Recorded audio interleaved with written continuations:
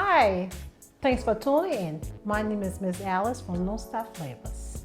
Today, we have a very special guest.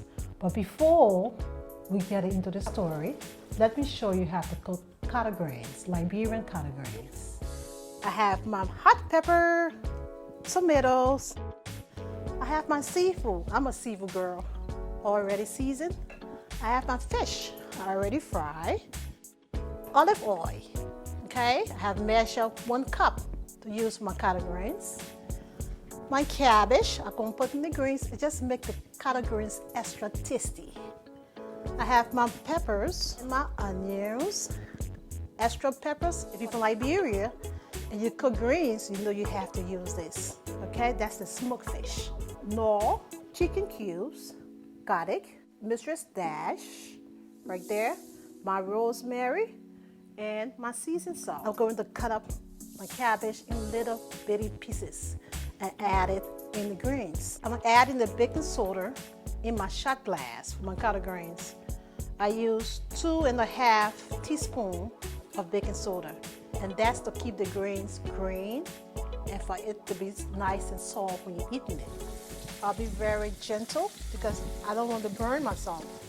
I'm going to add my vegetables. I'm going to add my seasoning. I'm going to add my smoked fish. Beautiful red tomatoes. The greens look so beautiful. Okay, I'm going to put the turkey in there. The turkey is already cooked. Okay. Then I put the beef. It's already pressure cooked also. And I'm going to add the shrimp. Add the fish. You have to be very gentle because I don't want the fish to break up.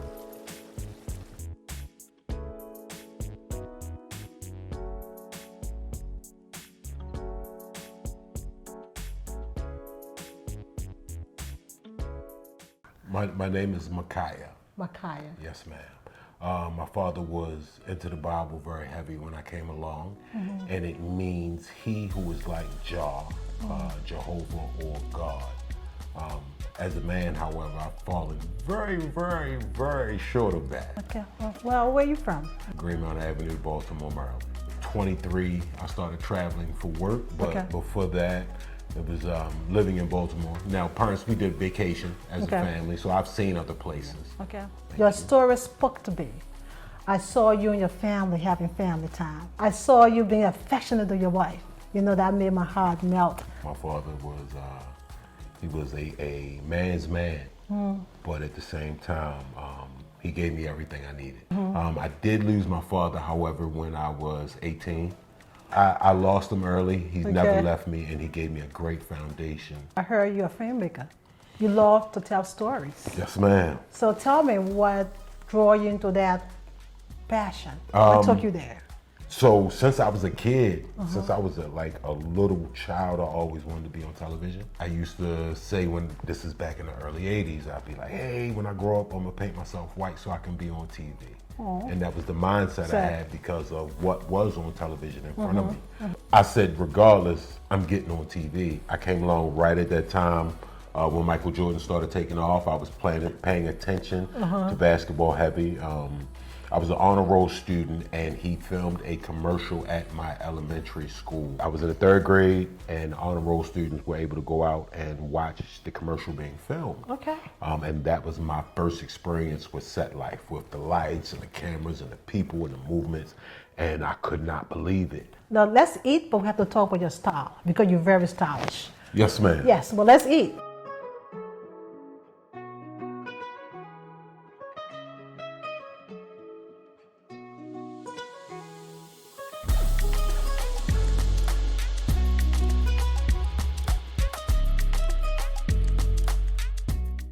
I do have a shoe addiction. I am reeling it in and getting it under control better than I have been in the past. Okay.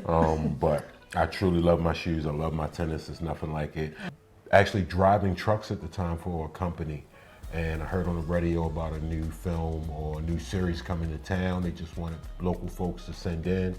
I called home, had my mother get a picture off my mirror in the bedroom and send it in for me to the casting agency. It's called The Wire. The on Wire. HBO. That was the first role I ever did where I was a real character before my background, before everything. I got right to being an actual character in the script. In my mind, it was like, this way you're supposed to be, and I was correct, but I had the wrong attitude about the blessings that had been bestowed upon me. Sense of, ooh, I'm that guy. Okay. The universe, God, karma, whatever you want to say, you know, humble you real quick. You said you always want to be on TV, but you closed some doors yourself. Why? If you can give an example, you don't go into details, a particular door you had that feeling this was not for me and you closed that door. Well, when I say that, I'm speaking of my attitude towards the situation. Okay. I was not humble enough. Okay. I had I looked at it like I was just on Greenmount Avenue. I was just out here with these guys that's selling drugs, that's making these moves. You know, that's where I come from, and I'm here now. You can't go back. I can do anything. All right. You know, and it put an ego in me. My determination, I was like, I'm going to be around film, set, no matter what I have to do. Get in the right environment. No matter what role I'm playing, whether it's taking out the trash, moving furniture, whatever, I have to be there. And that has been my driving force because I love it that much. Cats. What we do, we give kids school supply in Georgia. Okay. And we do it in Jamaica. Okay. Liberia. Okay. That's where I'm from, Liberia. Yes, ma'am. And Ghana. When we go to Jamaica, we've always stayed downtown with folks in the small hotel. Hang with the locals. Yes, I walk right out and it's the kids walking to school with no shoes on. Like that was mind blowing to me when I was in Jamaica. Yeah. Just like my parents gave me that, you doing what you're doing for with your nonprofit. Cats. Giving back cats. Yeah. Giving back to communities, not just in America, but back home in Africa. Yeah. Giving them something that would not normally come their way. Yes.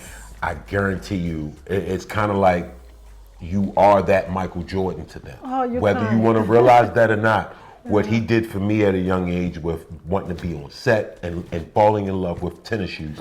Those are my two strong loves in life, shoes and production. He gave that to me and I was only a small part of that production that came through, but for me it was life-changing. They will talk about you forever. Where you see yourself in 2 years? In the next 2 years, I'm gonna see as much of this planet as I can, improved and a better rounded out version of Micaiah Jones. Until then, thanks for tuning in to LoneStar Flavors. Thank you. Don't forget, like, share, subscribe. All right? Thank you.